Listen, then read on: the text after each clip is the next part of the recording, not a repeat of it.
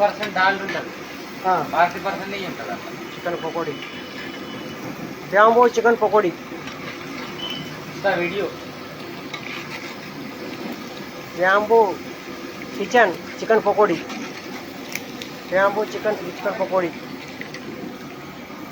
Chicken pakodi, bamboo kitchen Kotagiri mandal.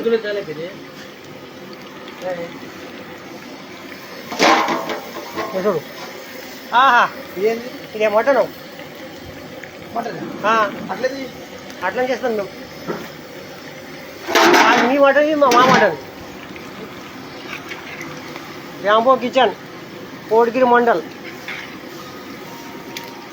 Chicken pakodi, only chicken pakodi.